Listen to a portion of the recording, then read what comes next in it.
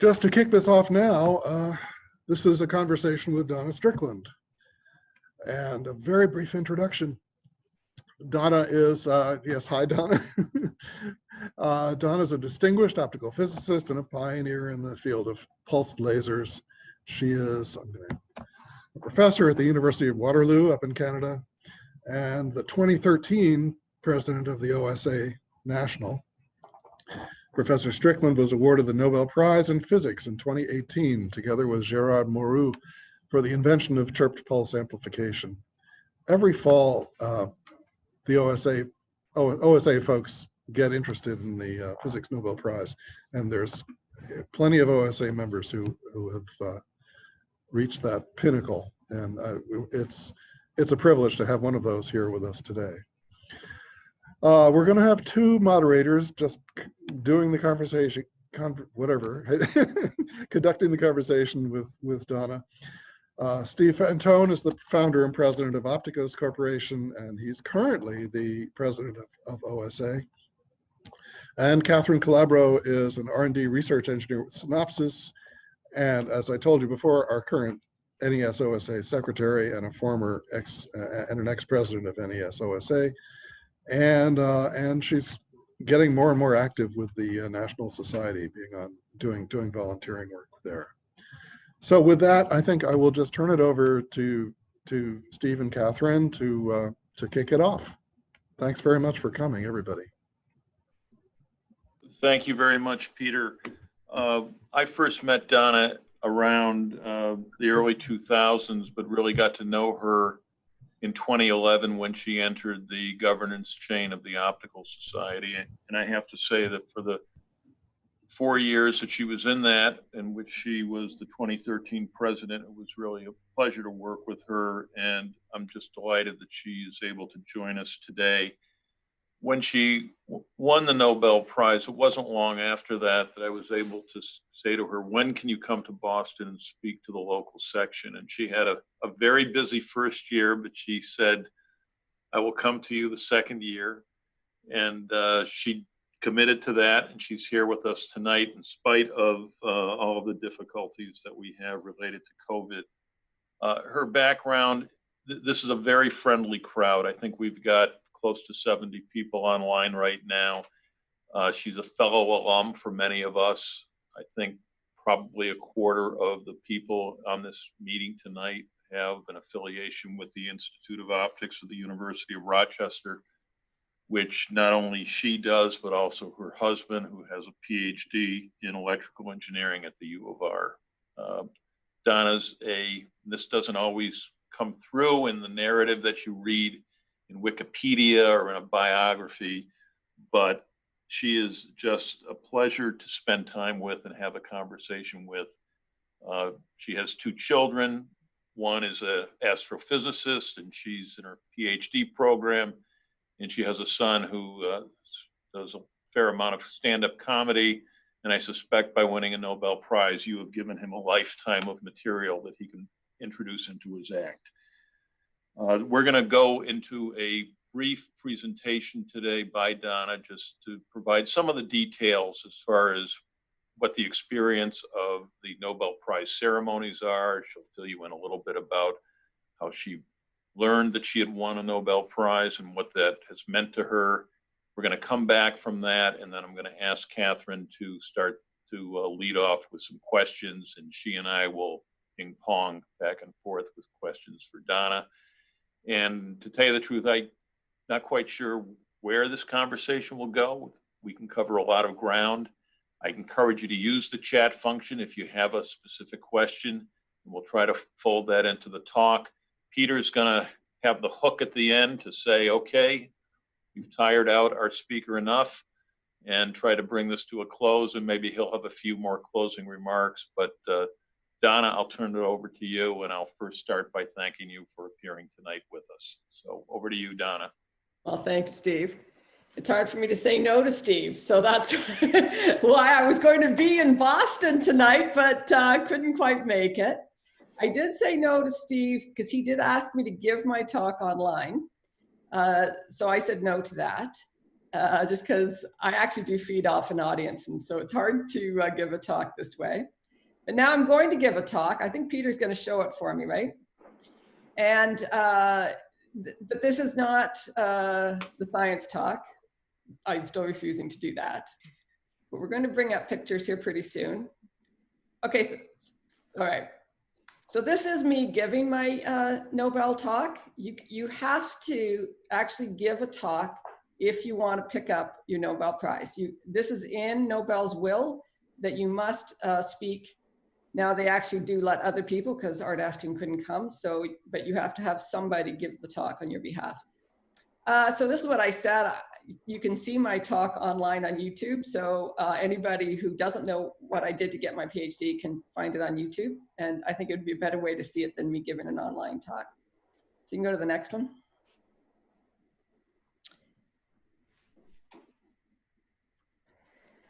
So when you go, it's you and your spouse and 14 guests. So these are sort of my 14 guests. Although after my family, my two main guests somehow missed this picture, okay? The first two people I invited outside of my family were the two people that I felt really helped me build the CPA laser. Steve Williamson was a fellow scientist in the group, and he came in with his street camera and did the final measurements with me. And I do tell the story that I put his name on the paper. He very graciously took his name off the paper, saying that I had worked really hard and nobody should take credit away from me. So I've given talks where he's been in the audience. I go, look at, you could maybe done yourself out of a Nobel Prize. Really sorry about that. But maybe if there'd been three of us, then only Gerard would have gotten it. So, and either way, he helped me get my Nobel Prize. And then we had this incredible an electrical engineer that built the Pockle cell for us, which turned into Maddox Pockle cells. And he also just kept my really old lasers firing for me, and that's Marcel Bouvier. So they're not in the picture. But I will tell you that on either side of me, one side's my husband, one side is the president of the University of Waterloo. Then it's my two children and my sister, and my brother's there also. I can't point to anybody, but you'll just have to pretend you know which I'm talking about. Hopefully a lot of you recognize Liz Rogan. She's there on the one end. And that's because when we were trying to decide who the 14 should be, my husband Doug said, you probably couldn't have handled all the media onslaught if you hadn't gone through the OSA presidency, where they do have you get up there and speak in front of different crowds, saying different things. So that experience taught me a lot, and so it helped. Also, the very first time I ever presented CPA at a conference was at an OSA annual meeting. So I've been with OSA for a long time. So that's why Liz is there.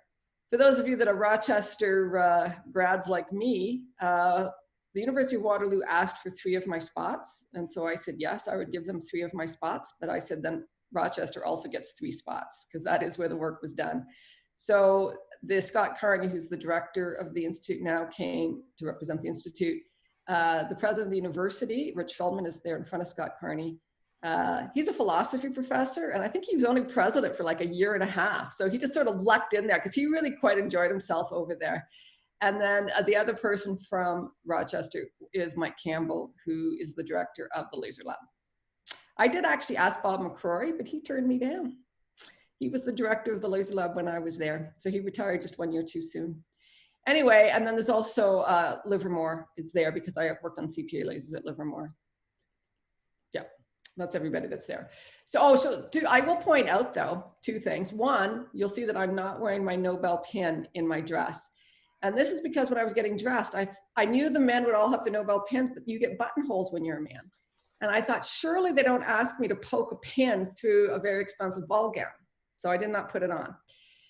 Now, what you can see on my husband's lapel barely, OSA handed out the pins of me during Nobel Week.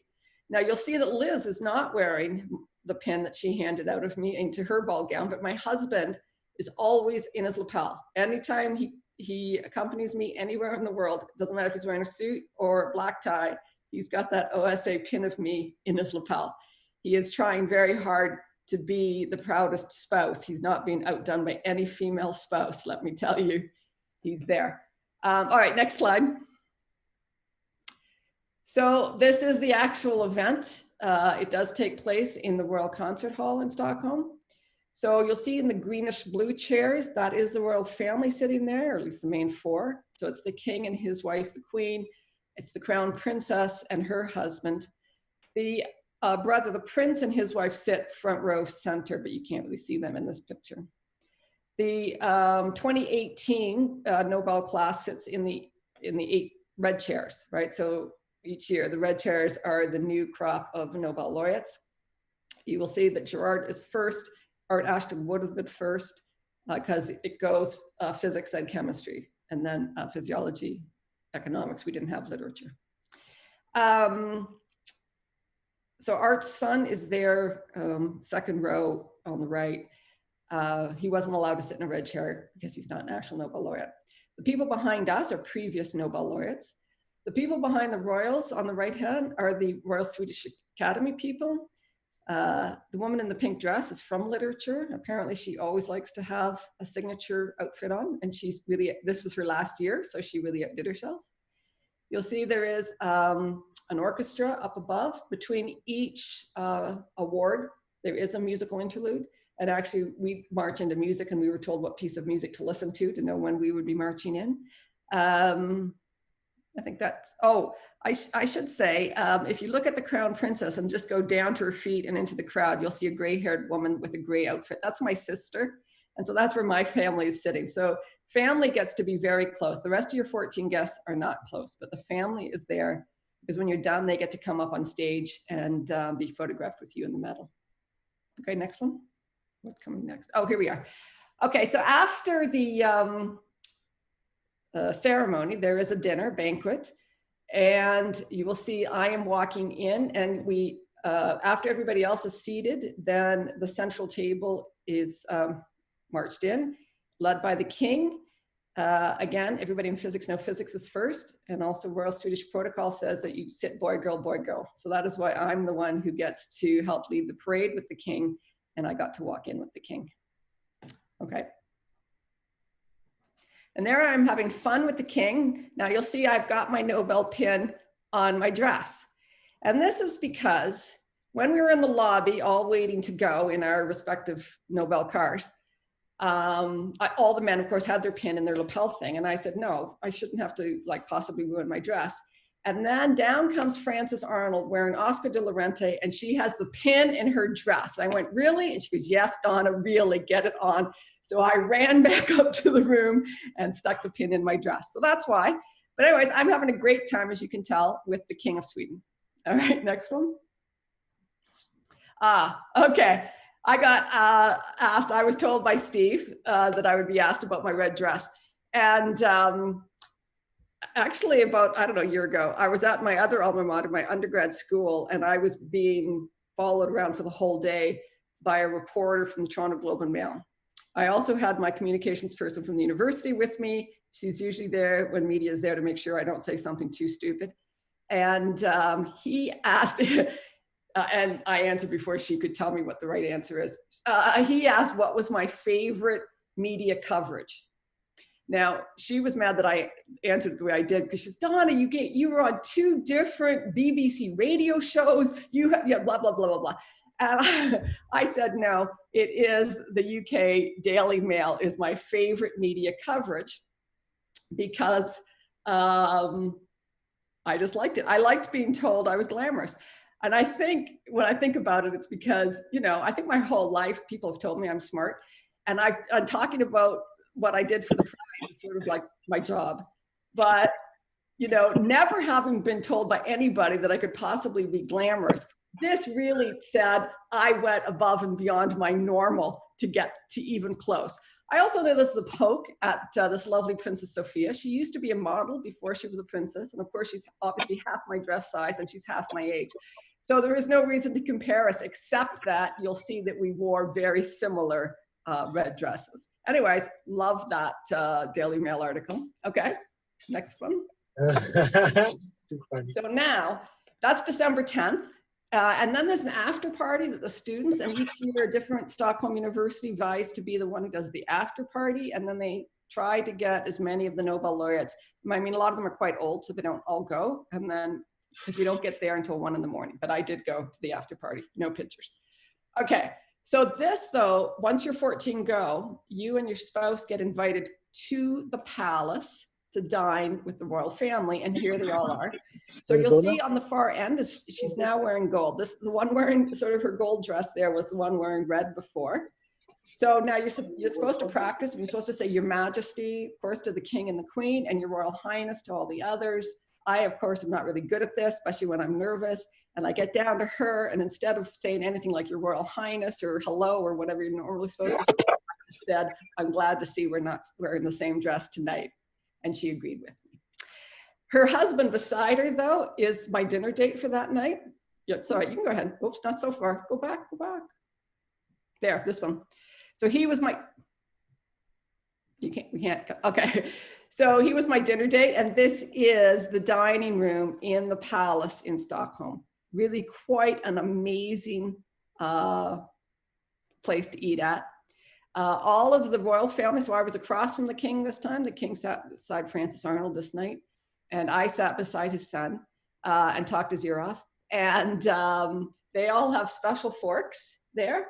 And so I asked about them, and he actually had a card to explain it. So he, like, just in case he forgot what they were all there for. But it is from the days of the royals all poisoning each other. And so there are special forks that an egg is brought out and bone marrow and stuff. And so somebody else has to test it before the royals eat. That didn't actually happen, but the cutlery stays there. Anyway, it was a cool night. All right, next one. So the end of Nobel week is December 12th, and that's when you get back your medal and your diploma and artwork. So you can't really see the artwork. There's like sort of a fuzzy out of focus blue and gold one. That's similar to mine, although mine's different colors than that. So I think that's a physics one, although the chemistry ones kind of look like the physics ones. The one beside to the right of my husband there looks like it doesn't, for some reason, that's a physiology one. Chemistry, economics, and physics all get our own individual piece of art to go with ours. I don't know why physiology doesn't get art. They just don't. All right, and so that's my gold medal. Oh, actually, I was thinking I would actually bring out the prize. I didn't do that, sorry. I could have held it up for you. The actual gold medal is in a bank vault, though. I just have the fake one now. It's got my name on it, that one. All right, next one. All right, so here is like the most surreal moment, and I think almost all Nobel laureates will tell you the same thing. But now that we all give talks and show slides, maybe people will know it. If you get the Nobel Prize now, I'm going to take away the surprise of this. The last thing they have you do is sign this book, and before you sign the book, for all the physics people, they start by opening the book to Albert Einstein's signature. And for me, they showed me Marie Curie's signature and then Maria Goeppert-Mayer's signature. I did have the privilege of speaking at the Maria Goeppert-Mayer annual lecture at University of Chicago a few months ago, and her granddaughter was in the audience. And I have a picture, my attaché took a picture of me pointing to Maria Goeppert-Mayer's signature in the book before I signed it. So then I sent that to her granddaughter. But this is me. So after you go through and see these unbelievable legends of science, then they say, please sign the same book. It's very weird. Anyway, okay, that's the last thing you do. And then you go on to give 3 talks. Okay, now other people ask, oh no, you can keep on that.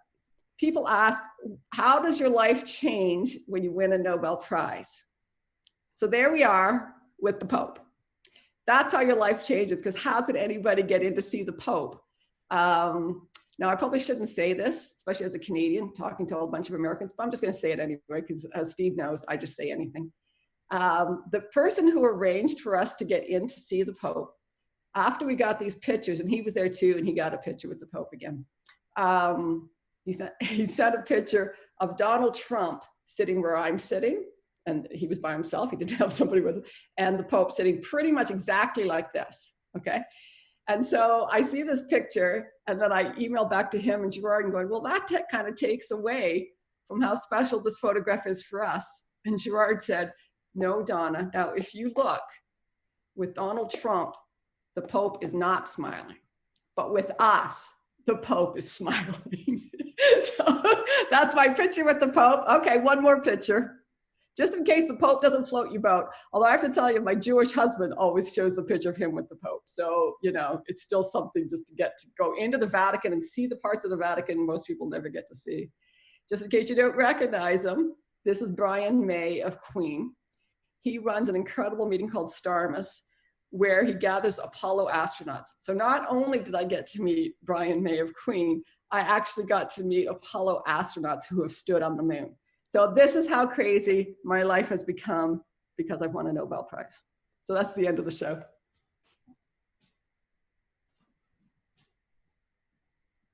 Great. Thank you very much, Donna. I'm going to turn it over to Catherine to start the questioning. You're currently on mute, Catherine, so Yep. I'll turn it over to you. All right. Well, I just want to say thank you again for taking this time out, and especially with all the prep work and everything. It is a bit sad. We have become used to the generosity and hospitality of Opticos over the last, I don't know, what is this, 6 years, having our last May meeting there and catered and with a bar and everything. And so it's kind of sad. I don't miss the traffic up to Wakefield. I don't think any of us miss the traffic up to Wakefield, but we miss the rest of it and we miss seeing each other. So in lieu of that, I will say cheers for hopefully you're all enjoying your evening. Yeah. Yes. And I also just want to say, I reiterate what Steve said, you know, want this to be a little bit more laid back.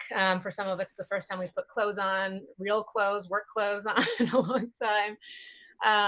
But we're all just glad to be here, and we're really appreciative of Donna. Sent in questions. We've tried to kind of aggregate them into common talking points. One of the ones that came up a couple times is in the evolution and the changing nature of research, and especially funded research. So I'll read a couple. Some of the questions I'll paraphrase. Some of the questions I'll read verbatim. So here goes. In the US, funding over the years has become increasingly competitive, and preference has been going to the continuation of previous work favoring incremental advancements as opposed to pie in the sky risks. Is this similar in Canada, elsewhere in the world in your experience, and how do you think it will affect what kind of advancements will be awarded the Nobel in the future, and to whom? And I will just add on a similar question. You probably didn't go into the chirping thinking of applications, at least I hope not, because I'm still in favor of fundamental research motivated by curiosity. Do you see fundamental research continuing to receive the support that it did when you did the work decades ago? Okay, well, I guess I have a couple of different answers. Up here in Canada, I will have to say, and especially I guess we're very aware of it in Waterloo. I think if you get a very rich person to donate a heap of pile of money, the government then just matches that in both levels. So when Mike Lazaridis, who made his money with BlackBerry, decided to, invest in physics, and he gave $100 million to start this Perimeter Institute, and it's still considered a private institute. That kind of bugs me because it's $100 million private money. That's great, but it's also then it was matched both federal government and provincial government. And of course, he would get his half back from taxes. So really, it's about 80% now government as opposed to him. But on the other hand, kudos to him. He decided physics was that, and it was absolutely fundamental. This is why it's called the Perimeter Institute. It's string theory, quantum gravity, quantum computing theory. And it's the more far out, the better. And yet, because he was willing to put his own money behind it, the government said this must be something to do. So it's very pie in the sky, and it's probably one of the best funded things we have here in Canada by far. I also kudos to him is he is putting a lot of the effort into outreach. So we have more kids in Waterloo going to grade 12 physics than anywhere else probably in Canada, all right? So it's really working. He runs Saturday schools, and I don't know, he has these monthly public talks that get sold out within 5 minutes. They're free, but you have to sign up for them and they're gone. And so it's just been great for physics here. That said, I don't know that it's really the same ideas going forward. I think, and I think we do still try to have some fundamental research here, but a lot of our research now is industrial based. If you're not trying to help a company in their next 6 months, maybe you're not getting as much funding. So a lot of us are trying to rail against that a little bit. The other thing I would like to point out, though, is that sometimes I think that it behooves all of us to talk about how it's done differently in different parts of the world. This is one of the people ask me what I'm going to lend my voice to, and science literacy is one of the big ones. Because when I traveled, and certainly it really hit me back when I was traveling for OSA to China, which was the first time I went to China, how much they revere science there. But it's not just China, it's all of Asia. Okay, so again, at the Nobel ceremony, there's 10 of us, and there was only one person anybody cared about, and that was Professor Hancho from physiology, because he was the Japanese guy. And the very first day, you're at the Nobel Museum having lunch and finding out the whole deal. And as we leave, there was this huge crowd, and I thought, oh, what are we supposed to do? How do we get through this huge crowd? Nobody cared about 9 out of 10 of us. Only the Japanese person was cared about. Okay, partly because he cured cancer, but there was an American that had cured cancer too, and you know, not so caring. So there is a whole different frame of it, and I think if you watch, you know, from my Chinese colleagues, I think they're getting a lot of funding to do pure research, and they want to be at the cutting edge. And I think those of us in the West that have gone away from that will have to wake up and smell the roses pretty soon. Yeah, that's it's something to definitely think about and keep an eye on. I think we in the West think of ourselves as being the pioneers of a lot of things, and we were for a long time, and perhaps not to become too complacent. That's right. I'll interject with a question from the chat, and I'm bringing it up because I know that it has been asked. I think Steve asked you in our last meeting. The picture behind you, the picture of the bust, what's the significance of that? So this is a picture of Alexander Graham Bell. It's not a picture of, I shouldn't say, it's not a picture of Alexander Graham Bell. It is a picture of a bust of Alexander Graham Bell. The bust is actually, you can see it in the Portrait Gallery in Washington, D.C. You used to be able to see it somewhere at AT&T Bell Labs, but they've lost it. And it's my husband's grandfather, was an artist, actually had a studio in the Smithsonian. So we have plaster casts of President Harding and President Coolidge, who used to be in the rotunda of the Capitol for a while, but they're now out of there. So anyway, and I will also, you probably can't see it because it's going to be too small, but he looks like a grumpy old man, and his kids were very mad about this sculpture, saying that they didn't like it. He was a grumpy old, looked like a grumpy old man. And Alexander came back going, I am a grumpy old man. It's perfect. That's awesome. But yes, it's nice to have Alexander staring at you sometimes. He's watching us.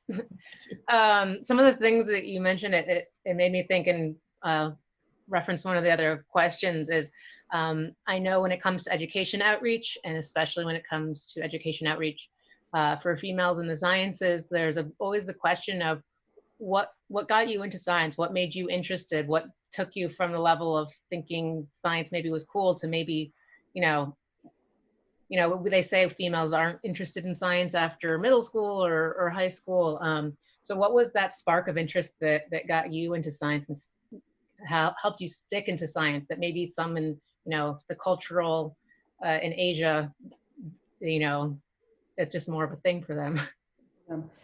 Well, this is partly why I've struggled with being this newfound female role model. I have to say that I'm not good at very much. And so I was very good at math and science. And so I understood at a very early age that I was good at math and science.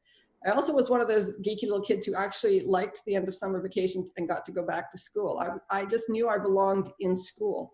So at a very early age, I knew I wanted to go and get a PhD. And there would be no other thing to go and get a PhD in for me other than math or physics, because I was not good at anything else. So it's, you know, when people might have said to me, women don't do this, I just thought, well, I'm a woman and I am, so I don't understand the whole whatever you're saying to me. And it never resonated with me. And so I just ignored it. Yeah. On I went, because it was all I could do. Yeah, I suppose asking the question to those who have entered the field, it's a little bit less relevant. Probably should be asking the people who are not entering science. Steve, do you have any questions that you want to jump Sure. in to follow up? Donna, can you share with us what your understanding is of the process for being nominated for a Nobel Prize and the decision process that committee members follow in selecting winners? Well, you can only say so much because it is pretty private, right? And only, it is like, so mine will be opened up at the earliest 50 years. So 2068 is the earliest it can be opened up, and we all have to be dead. Now, I think Gerard and I will be dead, and Art, I'm pretty sure will be dead. There have been some very young ones that the 50 years have elapsed, and they haven't been able to open it up yet. Everybody involved in the decision has to be dead. Everybody's dead. And then only science historians are even then allowed to look at it. But I can tell you, first of all, I'm now one of the people given a request for proposal each year. They tell you up front, it can't be a group thing. It has to come from just me. I do know that they look, if there's phrases that are being used by more than one, then they know it's a concerted effort, and that goes against them. So if you're out there trying to do a concerted effort, don't do that. I was also told, you know, because some people say, you know, some things like LIGO, you know, we all knew right away, Higgs, you know, right away. And mine took 30 years. So then what was happening? Somebody actually, after I won, sent me their nomination of Gerard and I from 2008. And I was told that each time one comes back, it has to get looked at more seriously. And so that's a big thing, is that if they see the same ones coming back year after year, they have to be looked at more and more seriously. So if there's probably the years where there isn't a slam dunk, it should be this, then they're looking at those. But there is this council, and I think they do a pretty thorough job making sure that whoever's writing the proposals, if they say this is the paper that changed the field, they do have to check that that is a paper that changed the field, and they are tasked with deciding that these proposals are that way. But you don't nominate yourself. You don't, you know, you aren't supposed to go and get someone to nominate. That doesn't mean people don't ask, and people have asked me to nominate them, which I very nicely say that's not the way it goes. But that's really the process. I believe 1,500 people get asked. It's only about 10% of the people send theirs back. So they're looking at about 150 to 300 proposals, I think, per year. Could you share with us a little bit about how you were informed of winning the prize, and how, as you've become a public figure, that's changed your day-to-day living for you and your family? Okay, so because they want the people on their press conference, and the press conference is always noon Swedish time, which is on Eastern, it'd still be Eastern Daylight Time then. It is 5 a.m. our time. So for 11 o'clock. So they start calling the people around 11 o'clock. Now, again, I'm such a low-key person, and I'm not even somebody who likes a cell phone. They had no contact information for me. So they did get Gerard first, and they had to get my contact information from Gerard so that they could phone me. And they phoned my landline. And so we do have still a landline phone by the bed. And, you know, it's 5 a.m. So you are very scared. We have adult children that live away. And so you think, what's wrong? So that's how you get told. But then they hung up on me, which is not normal, I don't think. So then I finally, after 15 minutes, looked at my email, and it said, "We're desperately trying to call you. Please call us." So I had to call Sweden. But at least then it came from the Royal Swedish Academy, so I was pretty sure I knew what I was calling about. And yeah, and then they just tell you how I won with Gerard, and they say that the other half went with Art Ashton. So then you're asking, what was like how my life has changed, like day to day? I know there's more to that story, because you later on had to be prepared for a press conference. Yeah, absolutely. Well, okay. So, but that's a different, okay. There's a press conference at 6 a.m. And actually the thing that threw me on this, first of all, Gerard wasn't there, Art wasn't there. I was the only one who said yes to doing it, which, you know, surprised me. And then that's when I find out I'm the third woman, which I never really followed that at all. And so then they asked me what I think about that. And I, you know, was like, well, I didn't even know I was, so I don't have any thoughts about that at 6 a.m. So then I'm by myself. So at 6 a.m. is when it goes out to the press.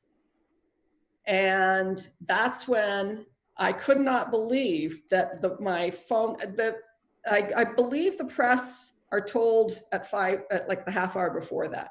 They're not allowed to do anything until 6 o'clock. But at 6:01, while I'm on that press conference, it's going ding, ding, ding. My phone, my email, everything is just dinging on me just without stopping. And the media requests were coming in. Friends were calling me though too and stuff.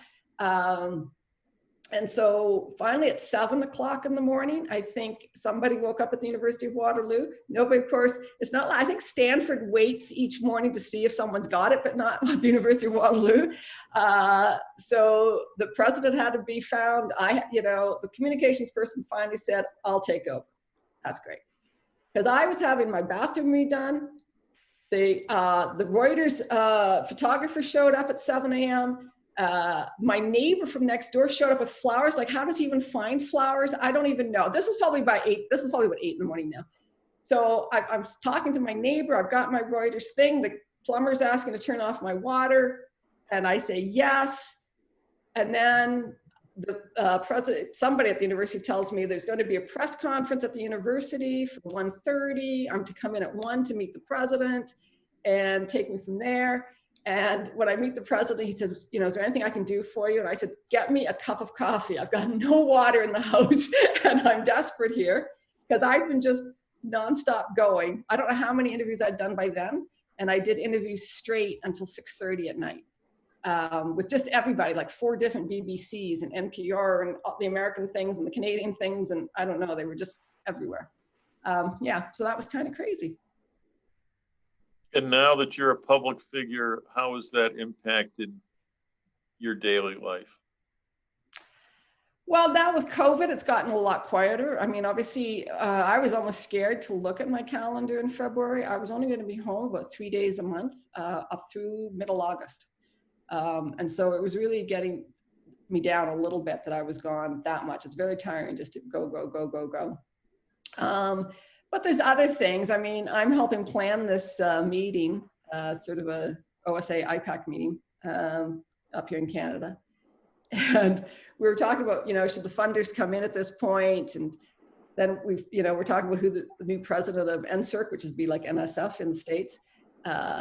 And I finally said, well, are you hoping that I just use my Nobel fame to just go right to the president of NSERC and ask? And they go, yeah, I think that's what we want you to do, Donna. So I went, okay, I don't know the man at all, but let me just use my little bit of fame to jump the queue here.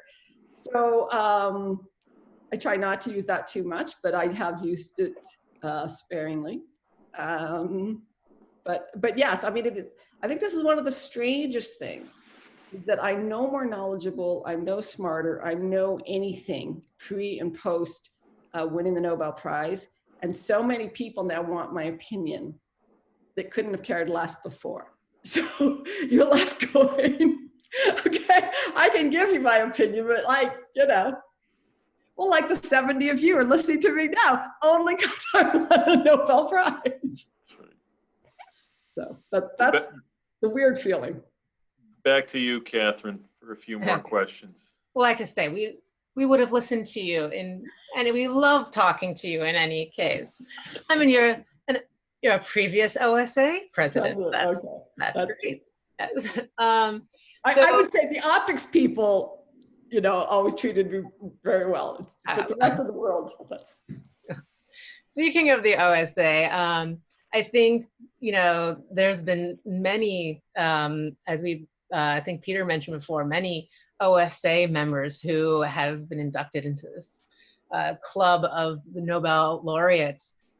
If you had to pick out the next big Nobel-worthy line of research that's going on in optics right now, preferably by an OSA member, what do you think, what line of work, what field do you think is going to create the next breakthrough?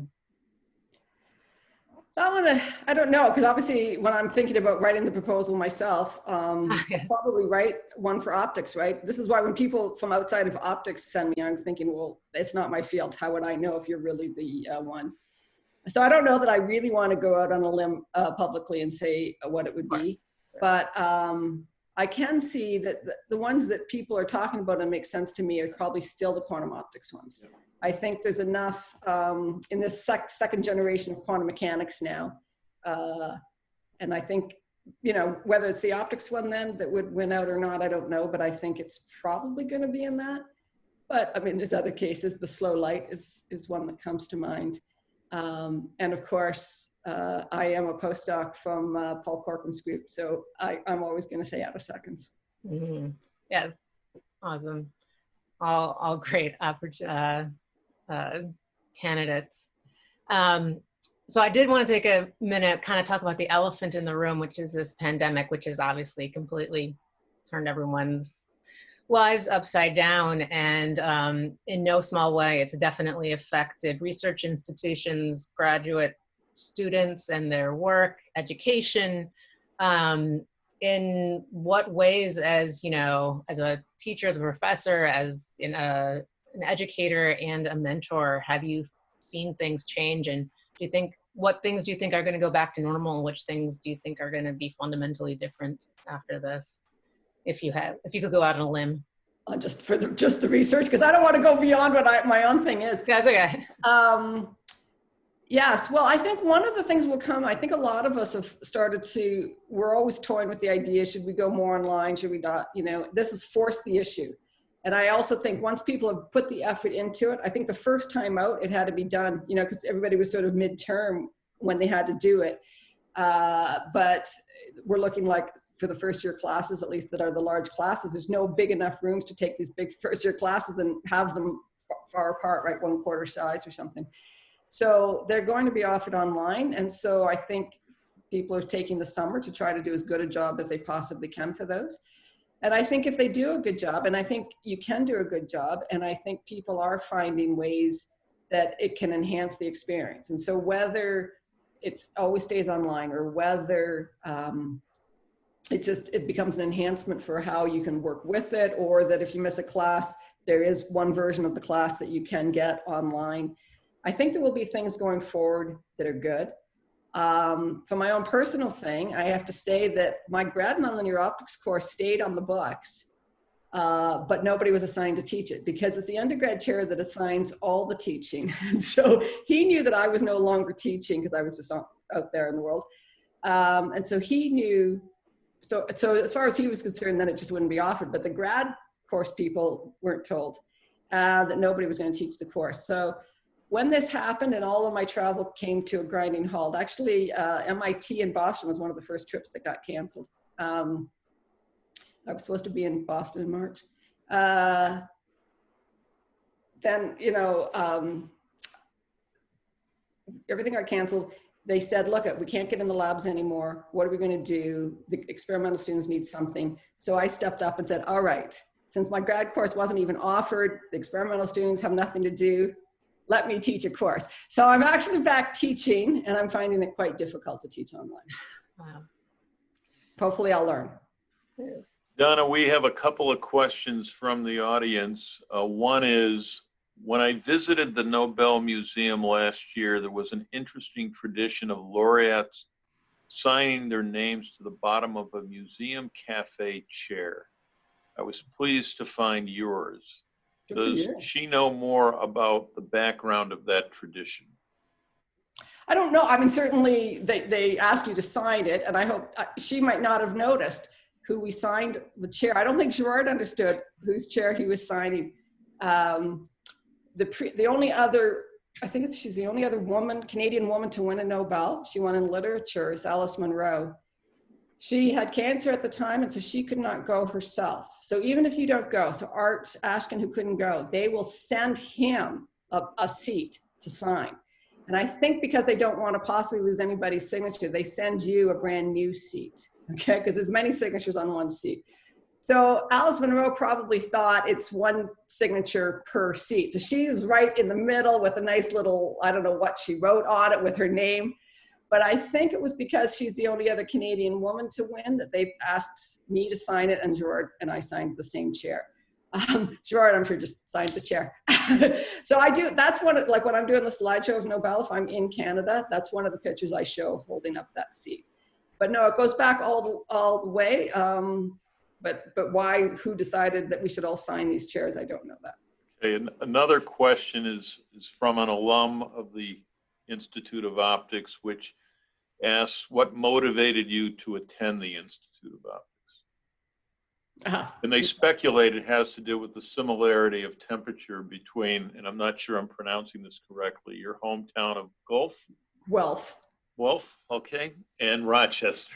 No, actually, I was going to think, so I applied to 3 places. The University of Alberta, where it goes to -40, which is the same temperature in Fahrenheit or Celsius in the winter there. Arizona, which goes to +40 Celsius, whatever, 100 something, and Rochester. Those are the 3 places I applied to. And I actually thought it's time, because I went close to home for my undergrad. I was thinking I would go either to Alberta or Arizona to go far away. And when I applied, first Alberta said yes, and then they came back and they said, no, you applied to the wrong program. We'll switch your program for you, but you applied to one where you need 2 years industry. I think it was some engineering program. I don't know. Anyway, then Rochester accepted me just straight out, and I applied to the master's program because that's what we have to do in Canada, but they put me right into the PhD program without saying anything. They just did it, so I didn't have to do anything. So I thought, okay, Rochester wants me. And then Arizona, I called a long distance back in the, 1981 or whatever, very expensive, middle of the day. And I said, Rochester's accepted me. Are you going to accept me? And they said, we don't even have your application. And they put me on hold. And then I waited, and finally they came back on and they said, we found your application, but it's still in the foreign student office and we've already made our decision, so we won't be accepting you. I went, okay then. So then I thought, yeah, Rochester's the one place that just said they wanted me. I'll just go to Rochester. That's a great story. One question I have for you as a former president of OSA is, can you comment at all on your affiliation with OSA and what that's meant as being the leader of a professional society and what that relationship has meant to you? Well, I think probably all the Rochester people are very aware of the fact that it's hard to go to the University of Rochester and not become involved in the OSA. It's, they're sort of linked together through all the optics that goes on in Rochester, and the fact that really Eastman sort of launched all of it. I think I helped work at some OSA meeting in Rochester to make a little bit of money my first year. My first talk I ever gave was at an OSA meeting. So I've been sort of attracted to OSA from the get-go. So to me, it is my home sort of organization. I actually fought the idea of becoming president of OSA, but now that I'm, head of nominations for a few years and had to convince people to run, I know that a lot of people are hesitant to run. It was Joe Eberly that convinced me to do it. But what a great opportunity. I think it just, also everything you do sort of opens doors more than you think it will. And just, I did travel the world for OSA. I think they thought, and I thought, that something I could do would be to visit as many student chapters around the world as possible. So I think that's sort of what I ended up doing a lot.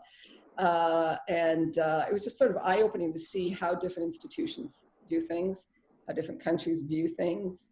Like I said at the beginning, just the way that they make you get up there and start doing speeches that you really feel totally zero qualified to even give. I mean, it's funny, actually, when I won the Nobel Prize, there was some point when I was thinking about it, and the talks, I'm sure you've given the sort of OSA talk, certain times, depending on which meeting you're at, you show the slide of all the OSA members who have won the Nobel Prize. And I went, oh, I bet you my picture's up there on that OSA slide. And like actually just the month before, the past president is supposed to go to Japan. But somehow the Japan Society of Applied Physics and the OSA meeting ended up being at the same time. And everybody was busy, and so they asked me to go. And I'm thinking, really, do they really want a 5-year-old ex-president to show up at Japan just the month before? And then they were thrilled because they got the picture with me, and they posted that right after I won the Nobel Prize. So it was okay, I guess, in the end that I got sent there. But yeah, it's interesting. Just I'll leave it there, but I just thought one of these times they could send me back out as a past OSA president. I'm going to show this. Do you know what? OSA people win Nobel Prizes. That's right. That's right. With my picture there. When you were participating in the ceremony, was there any part of it that made you particularly nervous? Oh, absolutely. And this is one of the times when I give my longer speech about it. When I'm showing myself bowing, you'll see that I'm broadly smiling. And I always say, you probably think I'm smiling so much just because I've just been given the Nobel Prize. But really, I will say that, and it's maybe only a woman that ever thinks these things, but that dress was unfriggin' believably tight. And all I could think of is while I was sitting there was what happens if, while my back is turned to the audience and I'm bowing, because you have to bow first to the king, then you bow to the Royal Swedish Academy, and then you turn and bow to the audience. But while you're bowing to the Royal Swedish Academy, your back is to the audience. And up until I got the medal, I kept thinking, what happens if that dress splits right down the middle? These are the things that are going through your head while you're waiting for your turn to get the medal. That, or you have to practice moving that medal to get under your thumb. So you do practices at 10:30 in the morning, with the stand-in for the king, of course. But you're still kind of afraid that when you let go to shake his hand, you're going to drop, because the medal is actually pretty heavy. And they have you practice with an empty box. And we pointed out to them that they should really put something, if not the actual gold medal, something that weighs the same, because it's really something to hold on to under your thumb while you let go to shake the king's hand. So all these things are in your head. Also, I had a horrible headache that morning, and I get to the practice, and the head of physics at the Royal Swedish saw me sitting there. Now, I have all kinds of pictures of me laughing my head off with Gerard, so I don't know when I was sitting there glum, but she came up to me and she said, you better look happier at the actual ceremony, because you can't look this miserable while getting the Nobel Prize. I went, I'm pretty sure I'll look happy about getting them. So, I mean, I think I've seen about 6 pictures of me from that rehearsal, and I'm laughing with Gerard in every single one of them. And yet somehow she saw me sitting there looking glum. But anyway. Donna, did you see this coming at any point? Did you have a feeling that this work had significant, when you were a PhD student, did you have any glimmer of understanding of how significant a contribution you'd make? Or oh, well, that's good. I mean, I've had a number of people ask me if I thought I would win the Nobel Prize. And I don't know, I love some of my favorite, like, so I worked with Amisha Ivanov, or we didn't quite overlap. We were both postdocs with Paul Corkum. And Paul's the one who's done, one of the people who've done attoseconds. And I loved his, the very first day, he sends me his email to me. And he said, you know, I was giving a talk about attoseconds and high intensity laser physics at, I think it was University of Connecticut, he said, years ago. And I said, well, now, which one do you think will get the Nobel Prize? CPA or attoseconds? And do you know, Donna, even though I thought it was attoseconds, they all said it would be CPA, so they were right. And I had to get back to Misha going, thank you, Misha, you're the only one who would tell me that you voted against me. but thanks for that. But I mean, obviously he worked in attoseconds, so he would think that was, and I maybe would too, right? So like I said, the optics people have always been great, and they've always talked about how it's a huge thing, and the high intensity laser people will always say they knew me and stuff. So I knew that I'd had a big impact. We had had a big symposium for the 25th anniversary. We had a CPA. We had a symposium for the 20th anniversary of CPA, and people from around the world came to talk about what they were doing with CPA. So no, I've known all along. I didn't need a Nobel Prize to know that. Donna, why didn't you have much of a Wikipedia page the morning that you won the Nobel Prize? I think I must be one of the lowest key Nobel people. I mean, I actually do like to keep my head down, which is possibly why I didn't want to be OSA president, right? Now, Eric, I don't know how many of you have gotten the opportunity to hear Eric Betzik give his Nobel lecture. He usually refuses to go to give a lecture if you're asking him to do anything Nobel about it. But he really is an Apollo astronaut fanatic, so he showed up at Starmus, so that's where I got to see Eric Betzik give his talk. He's hilarious.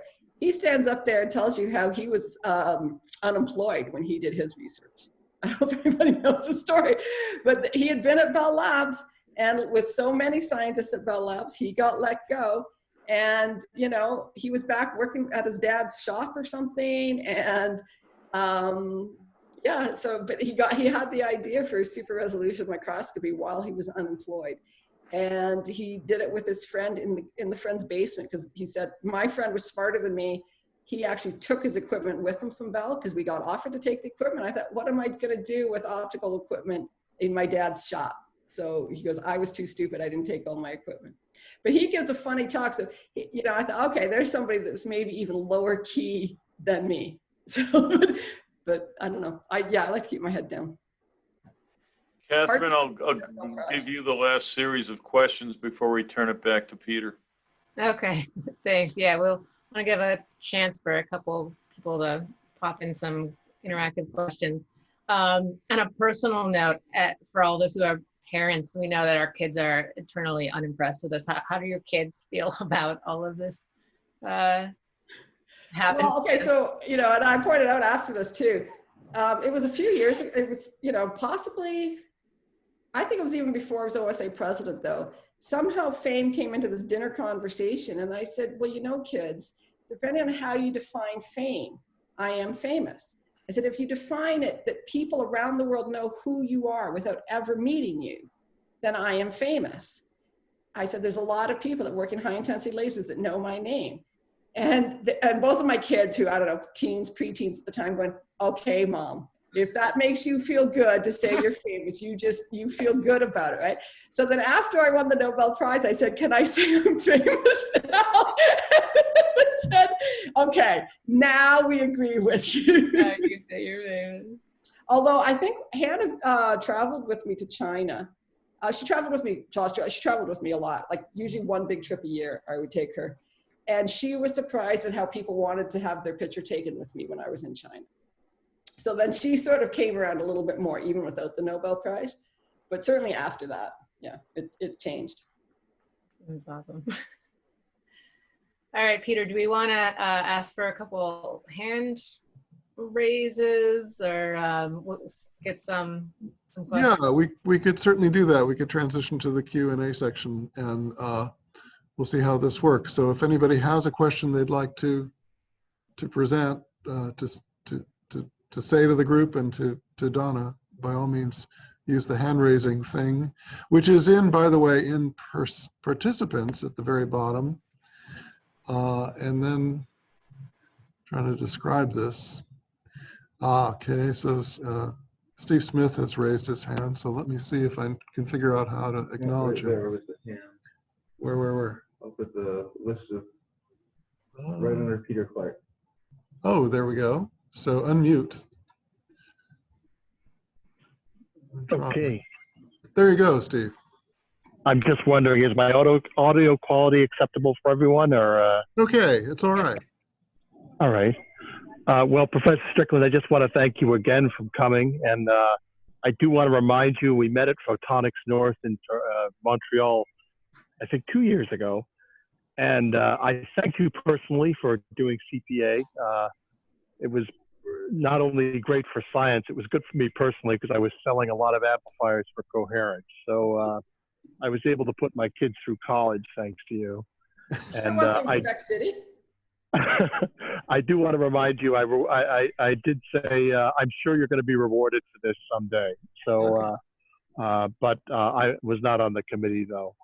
I actually, I did want to, on a little bit of a somber note, I just learned in the past few weeks the passing of Ramachandra Dasari from MIT. Of course, had a very long career at Spec Lab, and I was associated with working with him for almost 30 years. And he rests peacefully in Chicago, non-COVID. He pretty poor health, but I wonder if our group could just take a few seconds of silence to acknowledge him. And in the spirit of Fred Rogers, I'll watch the time for 10 seconds. Thank you.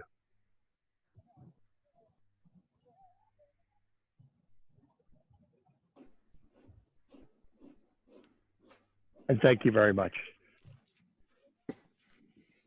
Great, thanks, Back Steve. to you, Peter. Yes, thank you, Steve. Anybody else? Any other questions?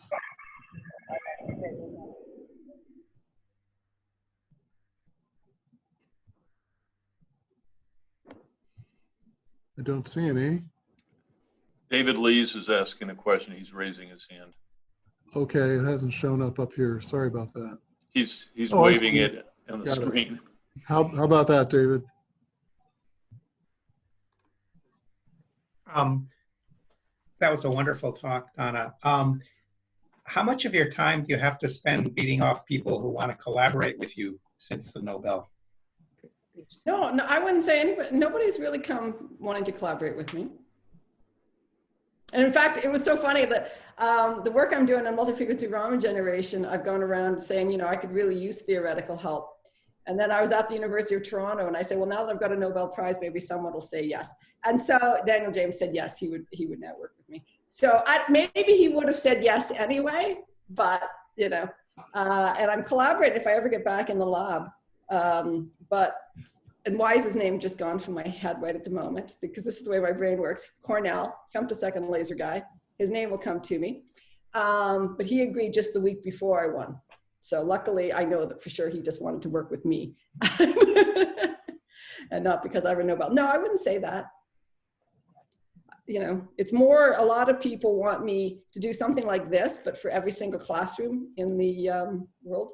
Not every single classroom, but I made a decision pretty early on in the pandemic that I would not start just having Zoom calls with everybody. Because that would be my whole life again, and I agreed to teach, so you can't do everything. I think Amy Stevens, it looks like you have your hand up. I appear to be unmuted. What I noticed about your Nobel Prize was it was a very rare case of a student sharing with the research advisor. And I wonder if you could say possibly why that happened, other than the fact that you were a group of 2, maybe 3. And Well, as rare as I think. Right, the group was bigger than that, but the paper had just the 2 of us. So I think that is why. It was just Strickland and Maru. And so I think that was why it was maybe tougher. I don't know. I mean, this person that sent me the proposal, who I personally did not know, just wrote that it was the paper and so that it should go to the Strickland. It should go to the 2 of us because it was that paper. So I think it's sort of because people, it's not, sometimes they usually say it has to be one thing, but you can look at some of them and it's not necessarily one paper. It's because they've done a series of things. But because they say that it's that one paper and there's just 2 names on the paper, I think that's why it sort of had to be for both of us. That's why I say if Steve Williams' name had been on it, you know, then maybe they would have said, oh, well, just give it to Art Ashkin and Gerard and let it go at that.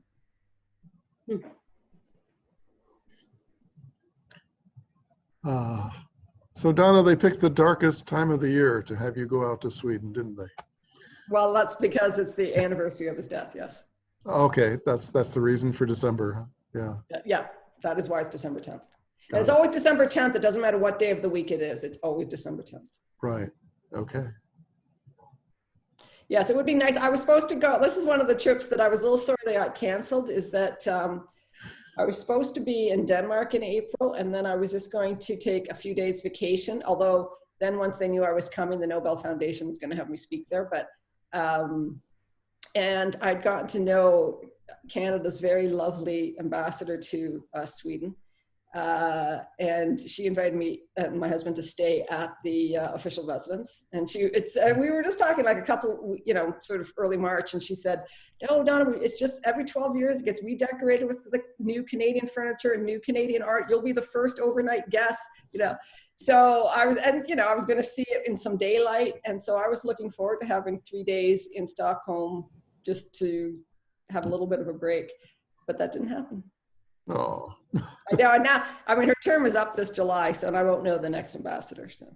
Right. Donna, I have a long time question that I've wanted to ask you, and you are the only person I know that was invited to go on the Big Bang Theory and said no. I know.